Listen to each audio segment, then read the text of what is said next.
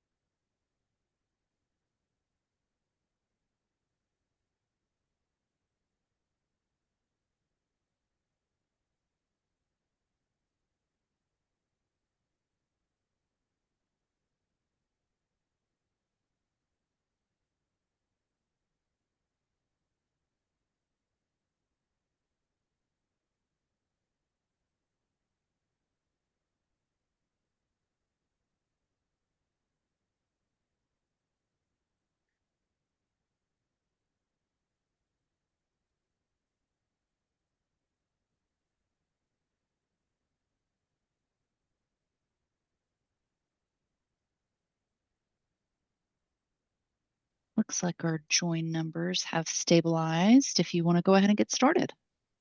Perfect. Awesome. That worked for me.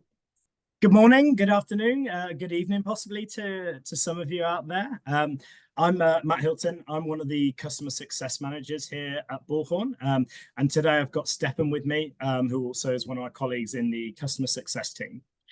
Today, we're going to walk you through making the most out of leads and opportunities. So this whole conversation is about you getting more value out of a tool that's going to help you drive revenue. So just a little bit of housekeeping, first and foremost. So audio is muted, but questions are encouraged. So please drop any questions that you have in the chat, and we will do our best to comment on those questions. And there'll also be a time for Q&A at the end as well. So what are we going to be talking about today? So first and foremost, we're going to touch on the value of leads and opportunities. Why should you be utilizing these features, and how can it benefit you and your team? What are leads and opportunities? How do we consider what a lead is? How do we consider what an opportunity is within Bullhorn, and what might that mean to you? And then we're going to go into leads and opportunities in practice. So we're going to walk you through some scenarios of how it will look within your environment. We're going to do a quick recap, and then we'll have some time for some questions there at the end. So why track leads and opportunities? I wanted to gather some quotes. I love a good quote. I think a good quote hits really hard, and hopefully you'll see the same in some of these quotes here. So Peter Drucker, well-known business person. I remember reading his books at university. If you can't measure it, you can't improve it. This really highlights the need to track sales opportunities to refine business outcomes, okay? We want to be learning as we're growing. We want to be taking one opportunity, and then the next opportunity, we're doing even better. We're condensing the time from start to finish of that opportunity. And if we can't measure that within our systems, then we can't improve that. Secondly, knowledge is power. In sales, knowing the status, knowing the details of each opportunity is going to empower you and your teams to act decisively and effectively. Utilizing leads and opportunities centralizes this knowledge and these details. So all of our team has access to exactly the same high level of detailed information in one single space. And then finally, our good friend Bill Gates over at Microsoft. It's fine to celebrate success, but it's more important to heed the lessons of failure. I'm sure you've heard it a million times, possibly in many a sports analogy film, but we learn more from our losses than we do from our wins. In opportunities, we have that opportunity to look back and go, why weren't we not able to convert this? Or why were we able to convert this? And take those lessons and take them forward with us to drive our business and to drive revenue. So today really is about finding more ways to help drive revenue within Bullhorn by utilizing leads and opportunities and growing your network. And I'm going to hand it over to Stefan now. Perfect. Thank you. So we're going to start off by talking about leads. So first and foremost, what is a lead? Well, a lead is a person who may be a potential contact. It's somebody that we're trying to establish a relationship with, somebody that we would like to do business with. So the end goal of a lead is to convert to a contact, which again can generate revenue for our company, but also keep in mind that when we do so, we could convert a lead to a candidate, which most of the time it's going to be the contact, but a candidate is someone that we can put to work, which is also going to generate us revenue. So either way, the lead is important because it is a means to generate revenue, right? It's business development. It's part of that module. So let's think about a scenario here. Let's say we are at a networking event and we meet Tom Bradley. We don't know if he's a potential contact yet, but we do know that we had an interesting conversation, we exchanged business cards, and we promised to contact him at a later date. So the first thing we'll want to do before we even add Tom to our database is ensure that he's not already there, right? So let's go to find. We'll begin typing in his name. Bradley did not show up. Tom Bradley is not in our database, which is great. That means we have a new lead. So we'll go to add and lead.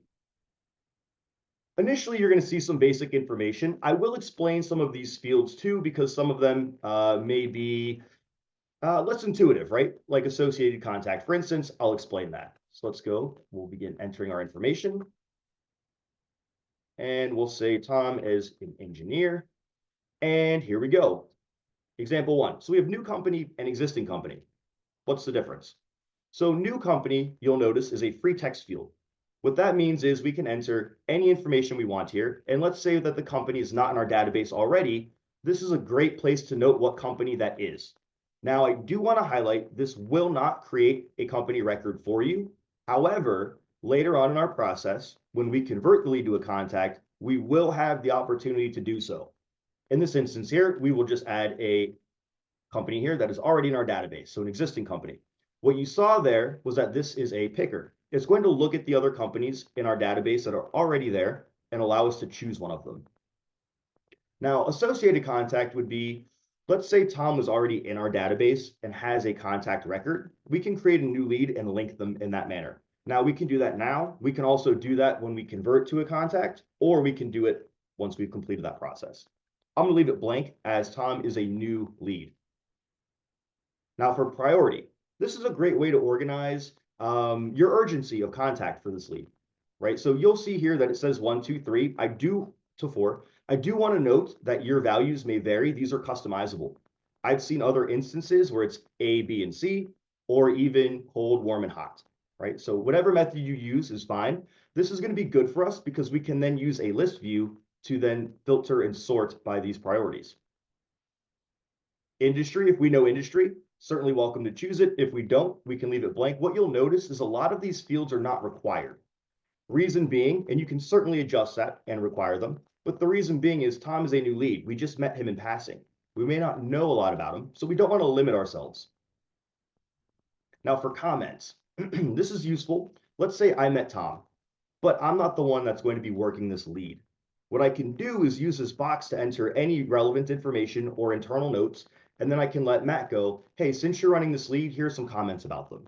Here's some internal notes for us to review. General information. Since we swapped business cards, we will just say that we went ahead and we know this information here. We'll go ahead and fill in email and phone number. We want too many digits. And for address, we'll go ahead and just say West Circle Drive, and we'll give them the city of Pittsburgh, Pennsylvania, 15212. What you'll see here is the owner field. This is going to default to the person creating the record. However, you can certainly X that and you can add a different internal user should you choose to do so. For this purpose, I'll leave it on the instance that I'm in since we are creating the record. And I would say in most cases, you'll most likely leave that as is as well. However, you can change that. Status. What you'll see here is this is required. A record must have a status. These are our options. That being said, I do want to highlight that your instance is customizable. You can have different statuses, make them relevant to your business model. For this purpose, we'll say new lead. I think that's a pretty common status. I see that throughout my other clients. It's simply a way to say, this is a new lead in our database. We have not spoken to them yet. We have not qualified them or unqualified them. We're simply adding them. Then we have lead source. This is where we found the lead. In our instance, we met at a networking event. We'll choose event, but I do want to highlight the importance of this. It's not a required field, though you could require it, but you can use this as a way to report on your marketing efforts, for instance, right? So let's say we do an email campaign and we drum up a new lead. We can say email. Let's say we sent one of our teammates to a networking event. Say it's an event. So we can use that to track where our leads are coming from and where we're generating the most of that business development. Conversion source, this is typically done once it's converted to a contact, so we're not going to add much here, but that's basically why do we convert it? Great, we had a conversation via the phone, click it, we can convert there. Email notification. I mentioned before using that comment box and saying, hey, Matt, you're working this lead, here's some information about it. Your email notification does exactly that. If I were to add his email or username here, he would receive an email that a new lead has been added to the system. You can add multiple individual users, or you can also choose a distribution list should you have one set up for internal notifications. We'll go ahead and save that record. Now we're on the overview. The very first thing you'll notice is that the new lead breadcrumb is already highlighted. Why is that? Well, if we hover our mouse over an icon, you'll see exactly what action updates that icon. In this case, we have status icons set up. Now, these are customizable. You can certainly tailor your own workflow, have your own breadcrumbs, have different verbiage. That's entirely up to your own business model. But what we'll notice is that it automatically highlights that first one. We can also adjust that status from here, should we choose to. You'll notice there are more statuses than we have breadcrumbs. The reason being is we may have statuses such as unqualified. Let's say we spoke to Tom.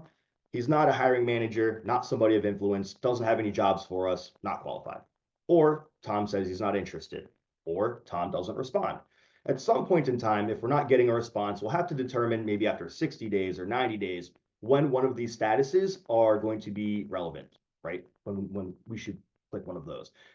The reason that that's good and not necessarily a negative is because, again, in list view, we can sort our statuses by that and say, okay, Tom didn't respond before, but we've given it a week or two. Let's circle back. So feel free to use those statuses. Couple of other things we'll see here. Before I really dive into workflow, I do want to highlight a couple of just suggestions when it comes to leads. And this is relevant to opportunities as well. So we know that a lead will ideally convert to a contact. So I'm a big fan of like muscle memory and having data at a glance. So with that being said, I highly urge your system admins to tailor the header up here to closely match the header of a contact. So if you're not using leads yet, but your team is familiar with contacts, making the records look similar, it taps into that muscle memory, taps into that data at a glance, right? And it kind of ties into this next point. If we're not seeing cards like recent notes, let's click our layout, go to our cards, and just make sure that that's checked. With that being said, these cards can be clicked and dragged, just like so. And so the reason that it's good to have that information up here is no matter how an individual user customizes their record layout, this will be consistent throughout your team. So you have that consistent point of data. One other thing to highlight is this is a custom card here.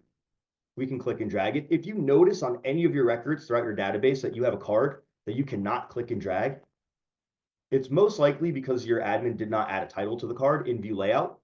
That's a different conversation. You're certainly welcome to and encouraged to reach out to your customer success consultant. They can walk you through that process and assist you with any of those admin functions. So let's move on. Let's pretend that we've spoken to Tom and we've added a note and we had a great conversation and he's qualified. We can simply click qualifying and update our status. You'll notice it updated up here as well. Now, before we convert, I'm going to show you 3 ways to do so. You can click convert at the top, convert as the breadcrumb, or we can go into a list view and we can click the binocular slide out and we can also convert here. Now, this is an interesting view that I wanted to show you. We have a couple of tabs here, right? So we'd be able to see notes if we associated to a contact, if we had any opportunities, which we'll dive into in a bit. But if we look at details, we're going to see a lead aging card. This is going to show us how long that lead has spent in each status. Now, obviously, this is less than a day. We just moved it now. But let's say it sat there for 5 days. Or let's say it sat there for 30 days. Why is it sitting there for 30 days? It's good to spark those internal conversations. Where's the holdup in our lead workflow? Now, showing you this card, I do also want to show you that we have dashboards, and this will come up later on too. But we do have dashboards here. If we go to add card and we go down to leads, we're going to see a handful of cards. We have leads by age, which, much like the card I just showed you, will show you how long a lead has sat in a certain status without movement. If we look at something like leads by status, this is going to show us all of the leads in our system and what status they're currently sitting in. What's cool about this too is, let's say we have a bunch of qualifying leads that we have not converted. If I click this number, it will actually build that list view for us.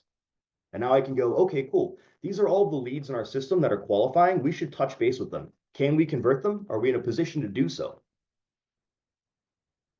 The other card I wanted to show you too was the leads by source. Notice how I chose event before. Now we have an event of 1. So we can run these reports, and even cooler, we can see it in a graph view. So now we can see again where our marketing efforts should be focused. We're getting a lot of leads from this website, or we're getting a lot of leads from these certain events or email marketing campaigns. The other thing with cards too is they are customizable.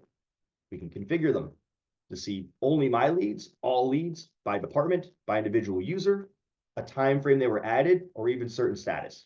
And you can have multiples of the same card, so you can see them side by side for comparison if you wanted to. Let's go back into here and let's convert Tom. Once again, we can certainly convert to a candidate. Majority of the time, you're most likely converting to a contact. You'll see that associated company.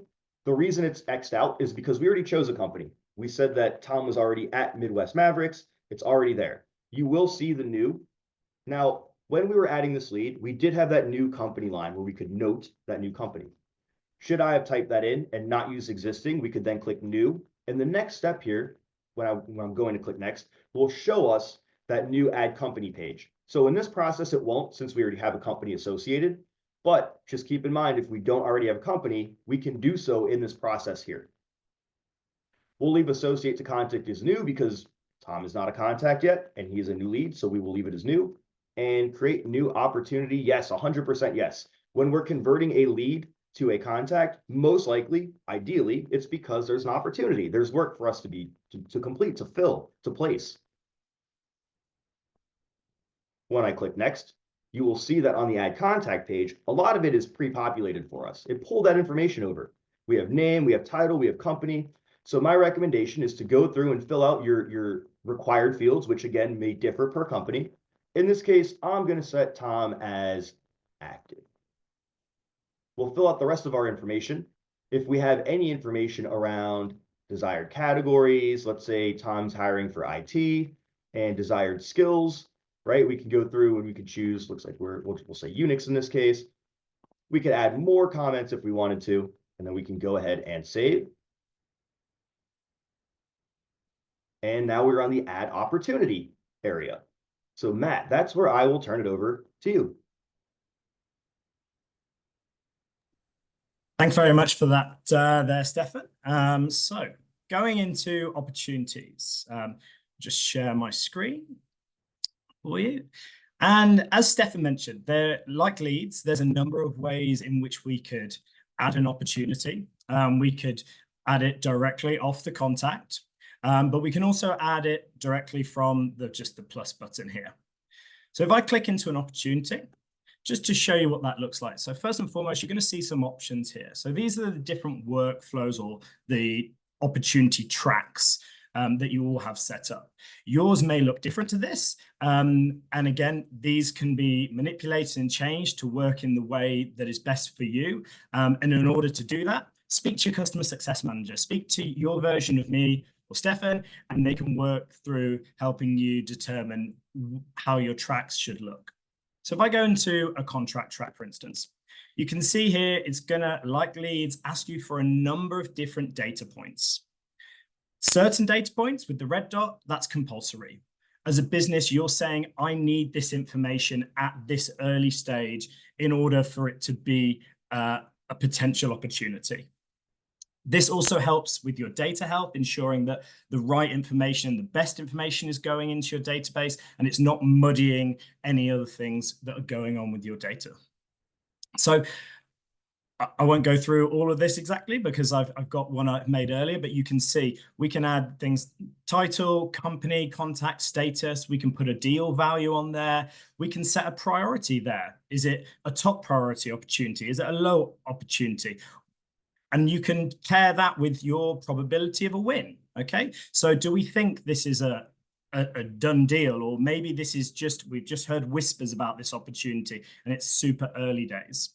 And we can also put a number of things like, why did we win this opportunity? When did it close? So we can see what's the distance between opening the opportunity and closing the opportunity. And then we can use the opportunity and learn from that to try and make that time from A to B a lot shorter. Another thing to mention is, again, you can work with your customer success manager to tailor these data points so it's speaking your language. Whether you say deal value is a different word, or perhaps there's a different data point that you know that you want to work off. We can add things and we can take them away. We can make them compulsory. We can make them not compulsory. You kind of have to think of this as almost a blank slate where you can paint the picture that you want as a business. So I'm going to go into one that I prepared earlier. And just to give you a little bit of background about the idea behind this opportunity, how did this opportunity come out? So here, the name of the opportunity, LA Expansion, kind of tells you a little bit. We're looking to expand into LA. Midwest Mavericks, we've previously done business with them over in New York. They're opening new offices in LA, and we want to do business with them. We want to use our contacts from the New York office to help get us an intro into LA and start expanding the business there. We've said the potential deal value could be 100,000, and this is a real high priority for us. So it's something that we really want to focus our efforts on. We can see the stage. So currently this has been opened. We've qualified this opportunity. We're now negotiating this opportunity. And you can see the type, you can see the date that it's added, and also the expected close date. Now, as Stefan mentioned earlier, we would advise that you kind of keep this data consistent. So what you see here should be what you see on the job. So we have that consistency of data that's going to be pulling all the way from the opportunity all the way through to the job. So what can we see here? Again, we've got a number of different data points here. We can have key information, we can have further details, industry information here as well. And we can add and take away these cards. So we can make it sing how you want it to sing. But most importantly, we can see the recent notes here at a glance. So I can see all of the conversations that I'm having with multiple different contacts or leads or internal conversations related to this opportunity. It's pulling all of those into a single space. So you can see here, for instance, we've got a note, we've tagged a lead, we've tagged a contact, and we've tagged the opportunity. So that means that this information here is not just going to be in the opportunity. I will see this note on Liz Lawrence's lead account. I will see it on Stefan's contact account, and we'll see it on the opportunity here as well. So we're tying all of those conversations into a single space. And another way we can see that, we can go into, if we want to expand it a bit more, we can go into the notes and we can see it in a little bit more detail.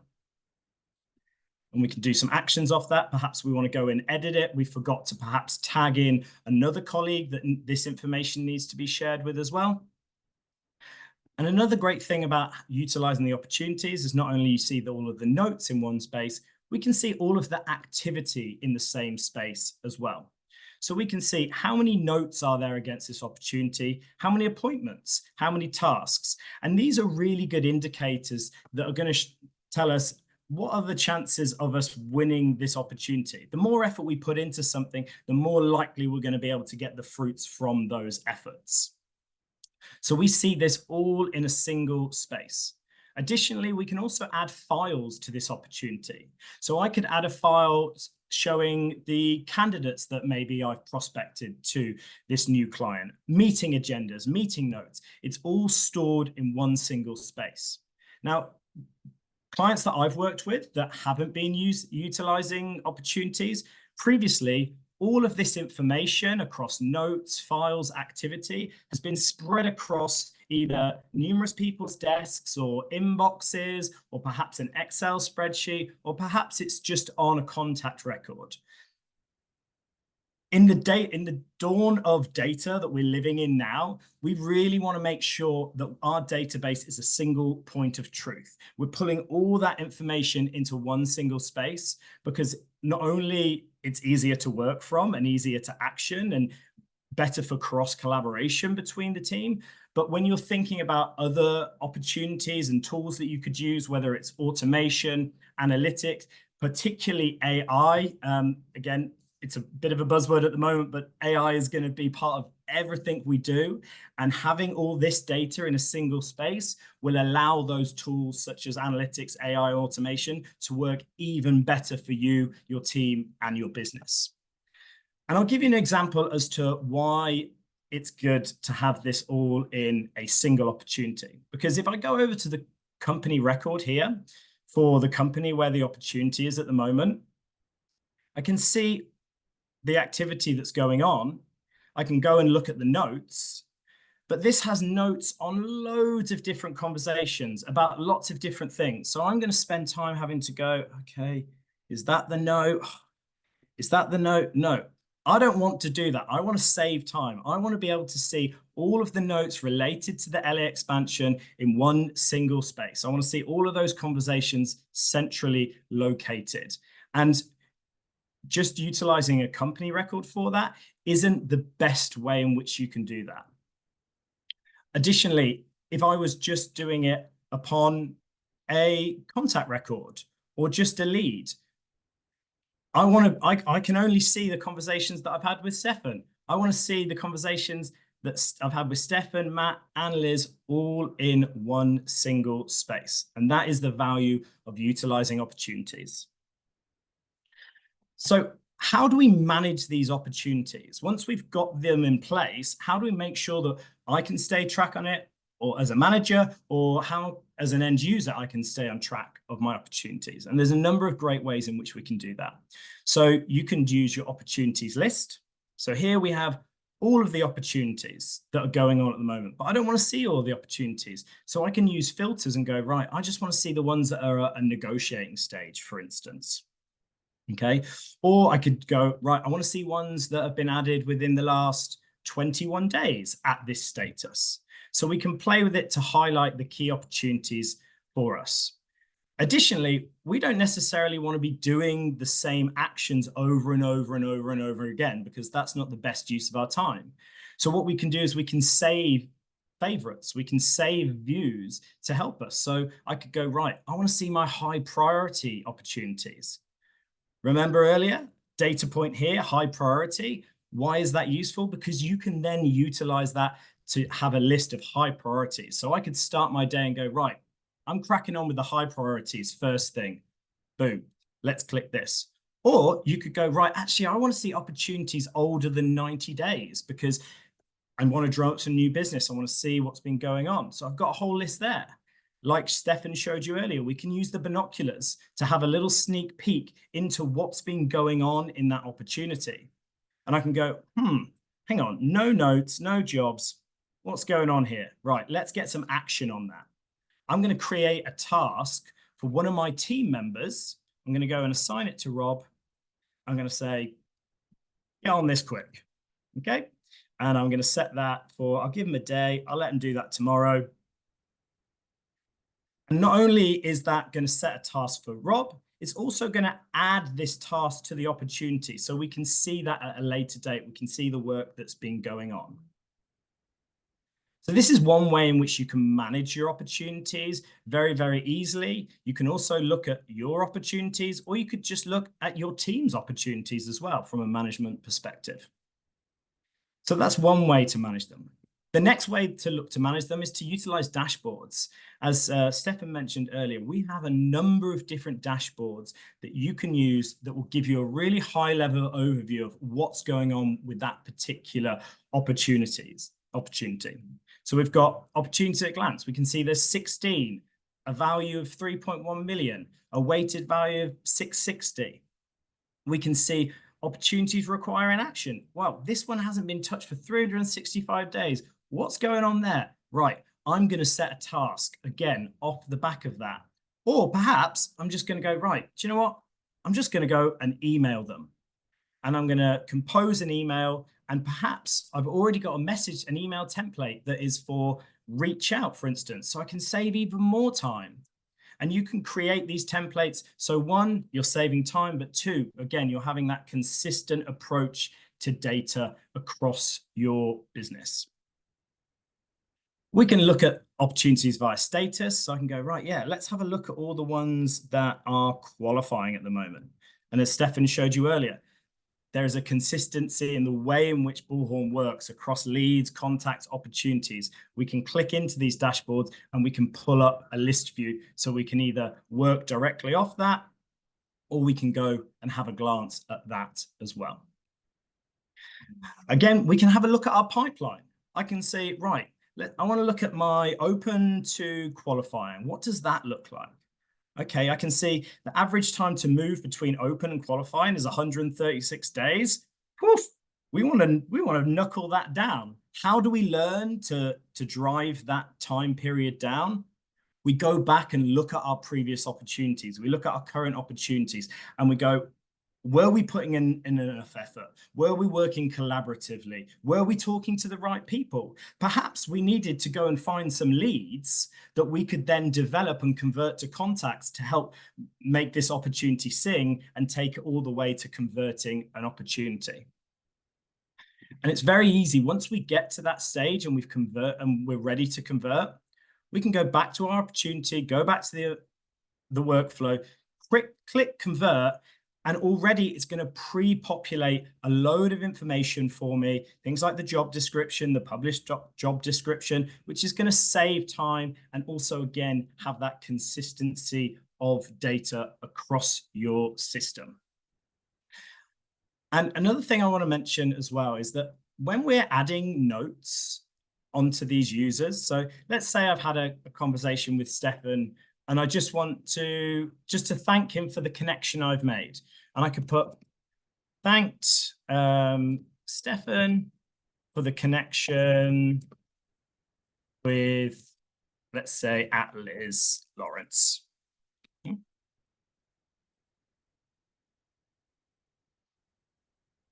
Related to the LA opportunity. So we're going to go hashtag LA opportunity. So that means that this note is going to be on Liz's account. It's going to also be on the opportunity. And I'm going to put that as an outbound call. And what I'm going to do is I'm just going to set a little task as well to remind me in 6 months' time or maybe 3 months' time to give Stefan another call and check in, maybe thank again, see for new business. So again, I'm doing multiple actions that's pulling things together. I'm doing actions that's going to remind me to take action in the future as well. And finally, just on notes, notes can be really, really useful. So we can search upon our notes. So here, for instance, I might be utilizing similar language in my notes. So I've got an appointment note saved search here that I'm searching all of the comments on all of the contacts for the words appointment scheduled. And because when I spoke to Matt, I put in those words, appointment schedule in the notes, it's bringing up Matt. But I also tagged Stefan in that note. So he's being brought up as well. So this is another way in which we can utilize the efforts that we're doing every day to help us further in our searches, staying in contact with people, or just tying opportunities all together. So that is very much opportunities and leads in a nutshell.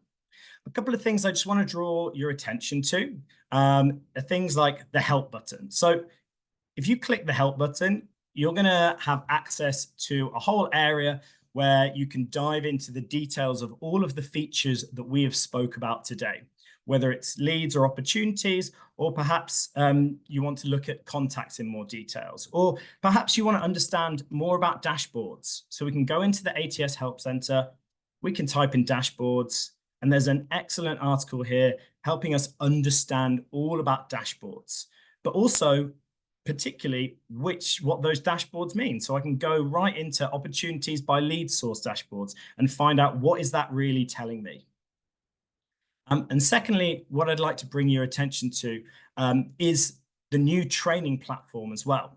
So if you're interested in arming your team with the information that you have been told today, you can go into the Help Center, you can click on training, and you can launch Bullhorn Launch, where you have a plethora of videos and learning opportunities, all from your ATS all the way through to automation, analytics, SourceBreaker. There's a heap of information here at your fingertips, your team's fingertips, so that you can give them the information so that they can go and make the most out of leads, make the most out of opportunities, or just the system in general. At that point, I'm going to open the floor to any questions that anyone might have. Me and Stefan are happy to answer them. Sure. I answered a handful of them in the chat, but they had asked to review the deal value and weighted opportunity. Okay, yeah, I for sure. can do that if you'd like. Yeah, please.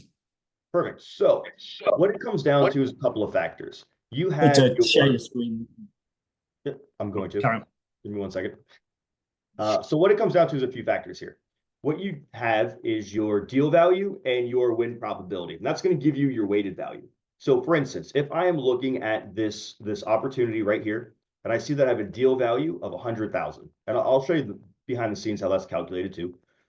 But if I hover my mouse here, we'll see that we have our win probability, our total value, and our weighted value. Now the quick math is that your total value, your deal value, times your win probability gives you your weighted value. So I'll show you how we can configure that. But basically what weighted value means is, what is this deal worth to us on this specific stage that we're on, right? So let's say I were to move this to like negotiating. Now we can see that our win probability went up and our weighted value went up. So why did that happen? Well, this would indicate to me that this is tied to status. So if I go to my field mappings and I look at our opportunity statuses and I have open, qualifying, negotiating, signing, then I go to my system settings and I see that I also have 4 values. What this shows me is that our first value of open is connected to 10%. Our qualifying stage is 25%. Our negotiating stage is 50%. And we can see that reflected here. So our status is negotiating, and that reflects our 50% win probability. So deal value times win probability gives you weighted value. I know that seems a little wordy, so I pulled up a little graphic for you to see as well. This is located on our help articles, our knowledge base. And this shows you how that connects, right? So you have those statuses, and this even shows you how you go into system settings and your opportunity workflow steps to actually look at those icons themselves. And now you can see how they're tied to them. So that first icon is open, so that's our 10%, and so forth. So that's how you would go through and customize those. It's going to be, make sure you have the proper statuses and field mappings, then go into your system settings and ensure that our probability percents align with our status-based workflow icons. Let me know if that makes sense. And if not, I can certainly dive into that more. But that's the general overview of it. And if you're not seeing some of those values in your ATS, you may need to go into your field mappings and ensure that our values such as, let me just type in value. Oops, how about the word? There we go. Deal. You may want to go into your system settings and make sure that both are unhidden. So if you're not already using those are great to use. You're going to get a ton of data behind that. Those columns are available in your list view. So all of that. So let me know if that helps.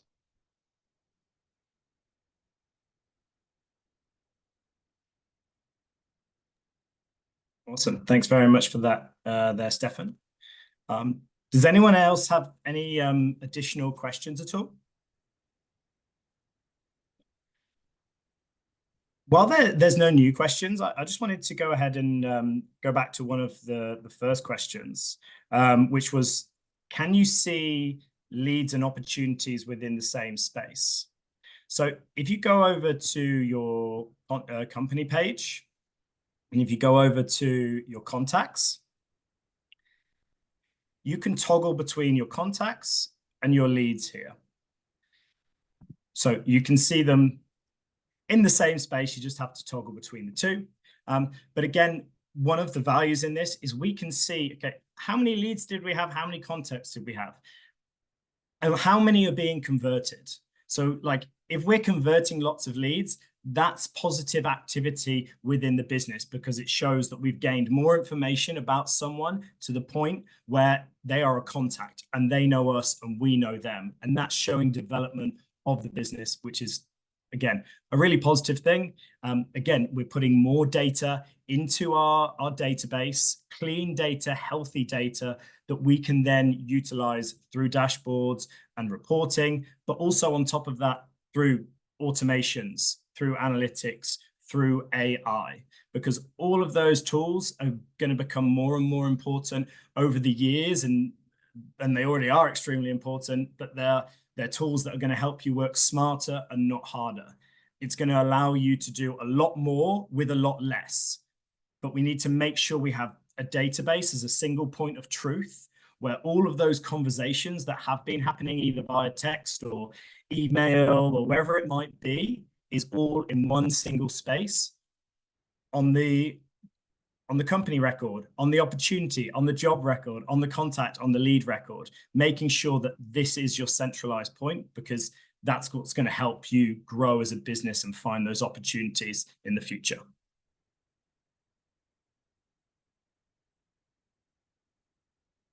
Got a question here. When merging companies, can they be removed from the database instead of archived? Stefan, do you want to go into that? Sure. So I think the proper method is archiving them. I do not believe there's a way to just outright delete.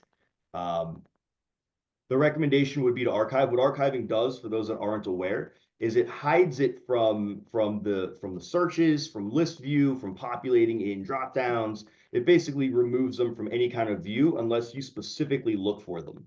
And the way you can specifically look for them is by going into a list view and either using the dropdown to find archive, or you can, if it's not available as an option, then go into actually clicking search, then adding status under additional criteria, and then adding archive as that criteria. But to the best of my knowledge, I believe companies are just simply archived, not deleted. And again, the thought process behind that is that accidents sometimes do happen, and we don't want to delete any information that potentially could be really, really useful to us.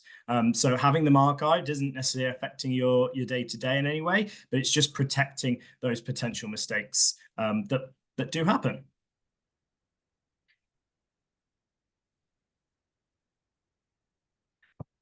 Another question. If someone is a lead, not yet a contact, will that individual pop up in a basic search? I'm concerned about creating a duplicate. Yeah, they should. So if we're using FastFind, we can certainly search for them that way, if that's what you're referring to. So popping up in an individual search, leads do pop up in that. One way to think about it too, if you want to ensure you're not creating a duplicate, is understanding how FastFind actually functions. But let me pull up let me share my screen again. Stop that. So for instance, let's say we're looking for that lead and you want to ensure they're not a duplicate. When we're searching the database, if we start typing in a name, what we'll notice is it's searching by last name, right? So notice how I type in DAV and you'll see that Ben is coming up. So it's looking by last name. So let's say we're searching and we're not finding them in that method. If we use the asterisk here, it will then search it's a first name. And now we're seeing things like Dave, right? So that's one method. If you want to make sure that you don't have a duplicate, try having a play with that. But yes, creating a lead, they will pop up in here. In our instance, let's find a lead here and I'll show you. As soon as that populates for me. And there is our lead right there that we just created today on this call. So yes, they will pop up for you. So, you know, if you're searching using that fast find method, that will indicate if they're a duplicate or not, if they populate there. If you want a more specific search, you can always go into leads itself and use the search here. Or more specifically, you can go here. You can also search by first and last name.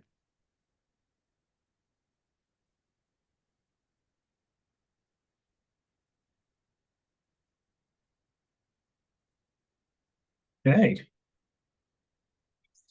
Any more questions there from anyone? And so we've still got 31 people online. Is there any thoughts that have popped up, any ideas or things that you want to pick mine and Stefan's brain up while you still have us?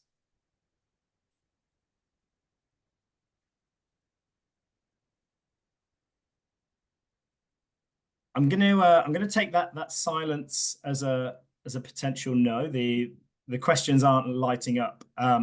But I guess just to bring this full circle, as I mentioned, me and Stefan, we are customer success managers here at Bullhorn. If you have further questions about anything that you've seen today, I would recommend that you reach out to your customer success manager. If you haven't met your customer success manager yet, reach out to your AM and ask them for an introduction. Our role here is to help you get the most value out of your current tech stack and make sure that that aligns with your business goals. And opportunities and leads is one area where we can help, but we can also help in multiple other areas across your ATS, across your additional products, whether that is analytics, automation, AI, onboarding, etc. But also asking questions about, like, what does the future look like for you? Like, what is your strategy for tech, and how is the tech world changing, and what do you need to be aware of in order to make sure that you are either ahead of the game or keeping in line? Because, you know, if you're not first, you're last. And we want to make sure that you are at the top and you are first amongst everyone. So please reach out to your customer success managers, and we'll gladly have that conversation and work with you in partnership so you're getting the most out of your Bullhorn tech stack. Absolutely. Use us as a resource. We're here to help you bounce ideas off each other, brainstorm, anything you need. You want to talk reporting, customizations, admin functionality, you name it, we are here to help you. I guess the idea here is if we can improve your user experience, that will trickle down to your clients and your candidates. And that's the goal. We want to be efficient. We want to be as efficient as possible. So please let us know where we can lean in and help.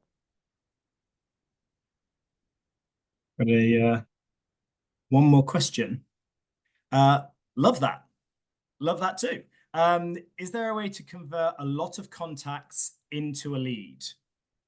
So not directly, but one idea behind that, and Matt, maybe you could chime in here if I'm missing something, but one thing you could do is build a list of those contacts that you would like to convert back, right? Export them to a CSV, mark all of those contacts as archived, so they're out of view, out of sight, out of mind. Then take that CSV and upload it using the custom import tool as new leads. Now you will have to go to that CSV and do some tweaking with the different fields and all that, so you're going to want to edit that. But that way you'll have a list of your contact names, etc. Yep, he can walk you through that. Yep, so export your list of contacts, archive them, customize that CSV, and then use the custom import tool to then inject them back into the system as a lead record.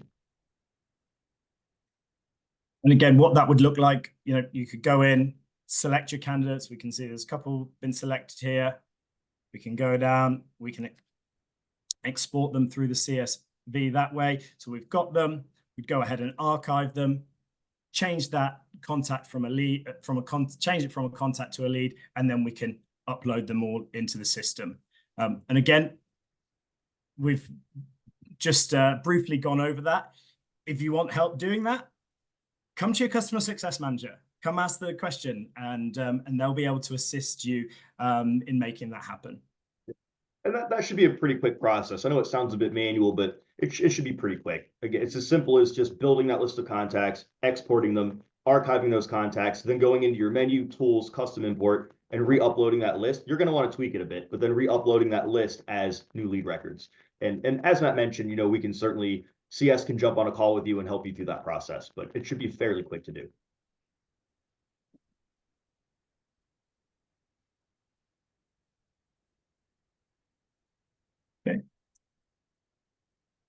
We still have 10 minutes as well left on the session as well. So don't be shy if you do have any questions. We're here and happy to answer. Ask away.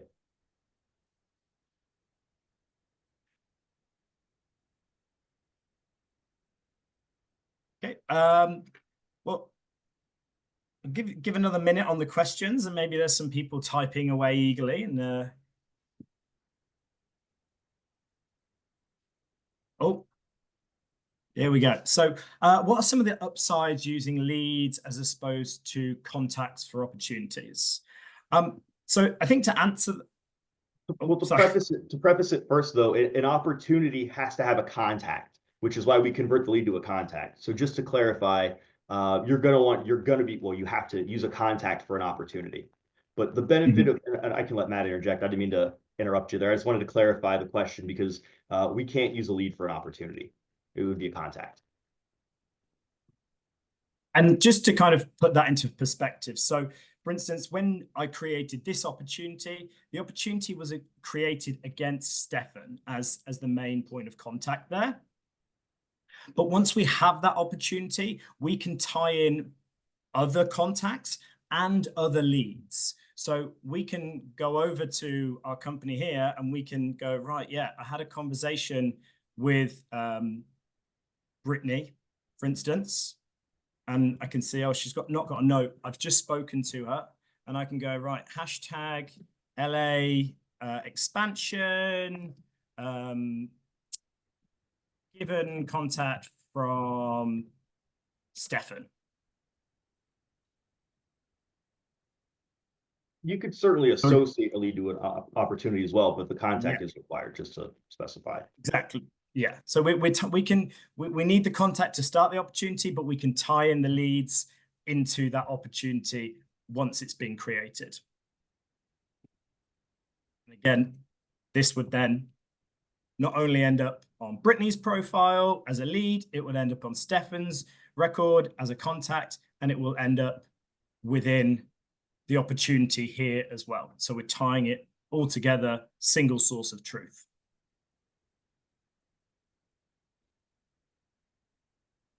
Okay, we've got a few more. Yes, it is being recorded and will be available. Yes, this is being recorded. Also, I know you mentioned a few things to ask the customer's manager about during the presentation, but I didn't get them all written down. Could you get a little bullet point of what those were? To ask, so you can ask your customer success manager anything really, but the customer success managers, what we do is we work with you to understand what are your business goals and where are there perhaps some gaps in either system utilization or gaps in knowledge, or perhaps we can look at your system and make some recommendations and go, hey, I've noticed your workflow is like this. Have you thought about this? Or I have clients that work in this industry similar to you. They're doing this. Have you thought about that? Or why haven't you done that? So you can ask them on a number of different things, but it can be all the way from, consulting about the strategy for your tech to helping manipulate the system so it's speaking in your language and working through the field mappings, or it could be doing best practice sessions perhaps with some of your end users and sharing further information about what's going on in Bullhorn. What does the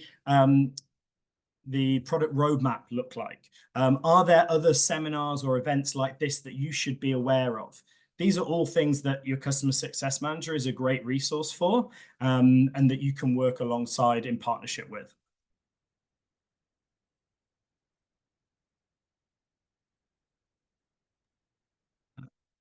What is the green Google thing you have in your Chrome extension? Oh, that's an interesting question. I'm not quite sure what you're referring to. Yeah, I'm not sure what you're referring to there. So I'm not going to answer that one. So that it makes not a duplicate, but the links are the same as the lead and the contact together. I think, are you referring to, so when you convert a lead into a contact, the lead will still stay there and you can archive the lead, or you can have it as a very clear indicator of, hey, we had 11 leads, we now have 6 contacts. That shows a development of those leads. I hope that answers your question. Yeah, so it just links them. You can have a contact of the same person as you do a lead, and they're not really duplicates because they're 2 separate record types, but you can associate them. So that's how I would handle that. When you were making a note on lead, there was a little green pop-up. Let's have a look here. Yeah, You want to screen share and see if we can find it? Oh yeah, no, I'm sorry. I'm not actually seeing anything. So I'm not sure what you're referring to. If I go and add a note on this account.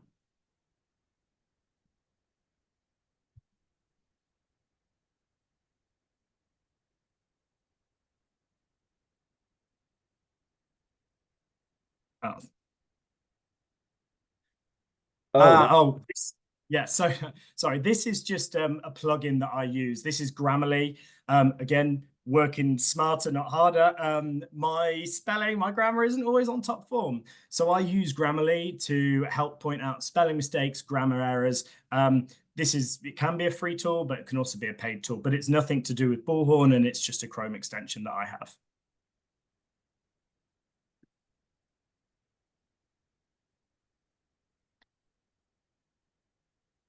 Okay. Well, I think that about brings us to time there, Stefan. I think so. Perfect. We can all do with a little help. If you're not utilizing ChatGTP in your work at the moment, I'd highly recommend doing some research on that. And also, again, if you haven't yet looked at the AI assistant that we have pulled into Bullhorn, which has been previously renamed, was Copilot, is now your AI assistant. Another great tool on your candidate page to help your teams work smarter and not harder. Again, reach out to your customer success manager and they'll be able to share full details on that and how it can add value to you and your team. Perfect. Thanks everyone for joining. I appreciate your time. And if you have any additional questions, reach out. We're here to help.